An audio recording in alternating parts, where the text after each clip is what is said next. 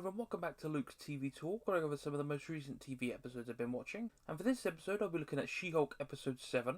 But just before I get into that, I uploaded a review for Jujutsu Kaisen 0, the new movie, and also Andor Episode 4, so if you're interested, go give them a watch. And also make sure to like and subscribe to keep up to date with all future episodes. Okay, so let's get into the plot of She-Hulk Episode 7. We get a montage of Jen texting Josh and going on multiple dates. She's enjoying her life.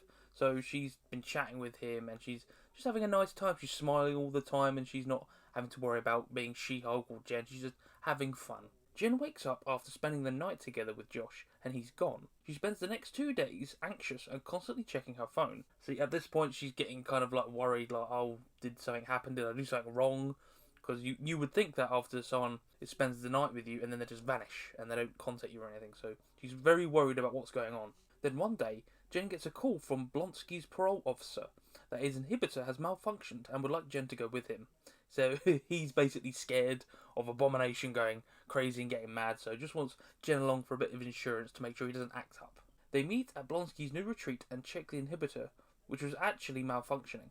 Jen is leaving when two of Blonsky's retreat residents get into a fight, Manball and El Aguila, and they actually end up destroying her front of her car, so she can't actually drive away, so she's going to be stuck there for a while. Until a tow truck arrives, Jen walks around the retreat.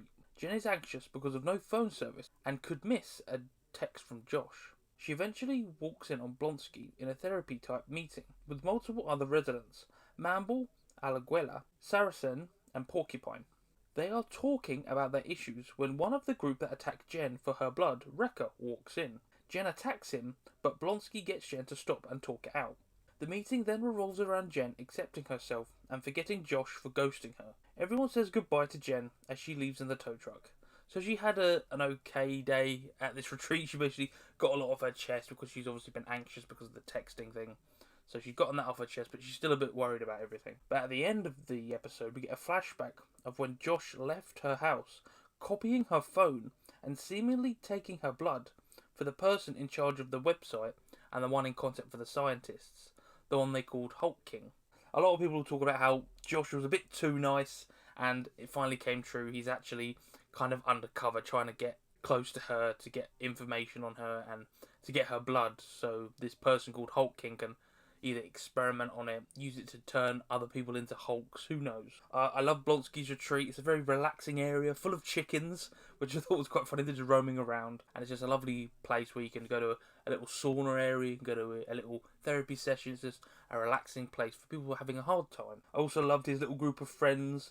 They were the highlight of the episode. It was much better than last episode because I actually got a good few laughs out of this, and it was very fun because Manball and El Aguila, they were having a lot of fun talking about how, oh, he's a matador and it triggers me and stuff. And Saracen was like, oh, let's have someone's blood. It was just a fun little back and forth between these very odd characters. I know it's kind of a broken record at this point, but I'm still bummed out we don't have Daredevil. They hinted at it 2 episodes ago, and now they're saving it for literally the end of the series. So I'm still bummed about that. I know it's a broken record to say it, but I'm still bummed. I want to see him. He's a cool character, and I love Matt Murdock. And then there's one other random thing I thought about this episode. When Jen didn't question Wrecker at all.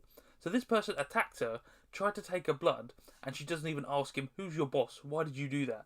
They just kind of get along and sit down in the meeting. You'd think she would be like, why did you attack me and try and take my blood? You thought that would have been the first thing she asked him, because it's a very strange thing to do. And she knows what Bruce told her, that people are going to go after her for it.